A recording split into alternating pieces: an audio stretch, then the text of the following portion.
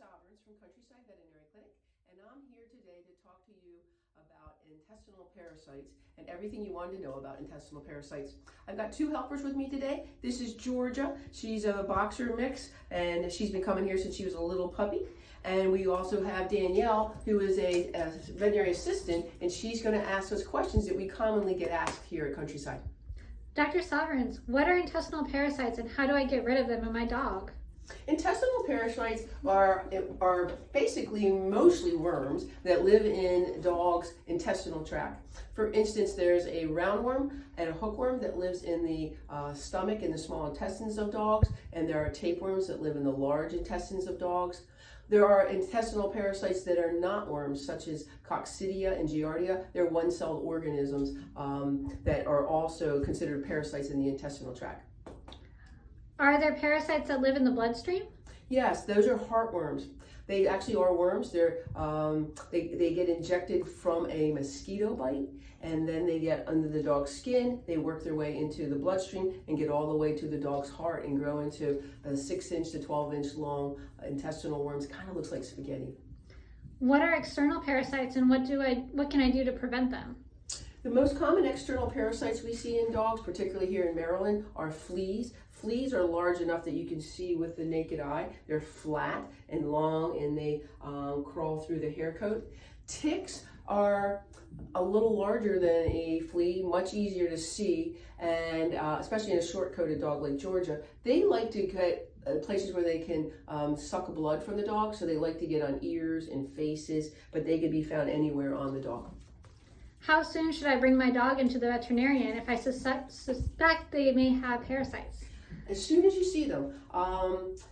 If you see a flea, call us. If you see a tick, call us. If you your dog's itching a lot, like it might have mites on it. So that's the thing that's confusing to people at home. The dog is scratching, and is it parasites? Is it an allergy? So as soon as you decide that they have an issue, by all means bring them in and we'll sort it out and figure out what's wrong with them. How will my veterinarian diagnose parasites in my dog? Well, if it's intestinal parasites, we ask you to bring a stool sample, and if you don't have a stool sample, we can acquire one for you. If we think we're looking for heartworms, we're going to take a blood sample from their leg and look at that under the microscope, or send it out for external lab for testing.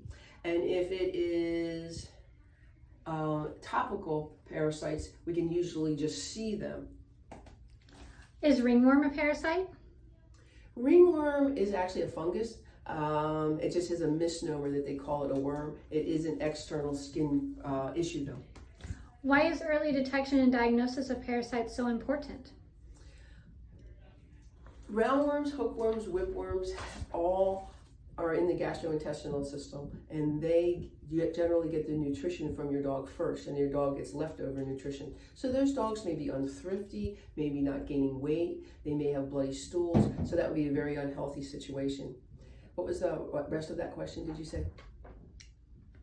Just why is early detection important? Oh, okay. So then, and what about fleas and ticks? Fleas can cause a flea allergy dermatitis. The fleas can jump off of one animal onto another animal. They can also jump off of a dog and actually bite people.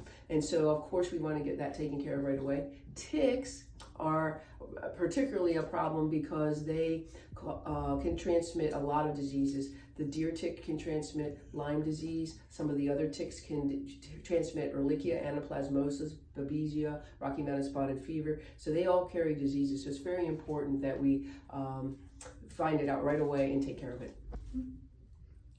The other thing I was going to say, though, is instead of just talking about treating all these intestinal parasites and the external parasites and ear parasites like ear mites, we really, for the most part, we want to prevent them. So we would like it if you would bring your dog in as a puppy or an adult when you get it. Let's make sure that they're negative to start with, and let's get them on some preventives so that they won't get intestinal parasites or heartworms or fleas or ticks. That's the ability that we have right now, preventive medicine, so our dogs live healthier. And I hope that answers all of your questions about everything you wanted to know about parasites in dogs. Thank you.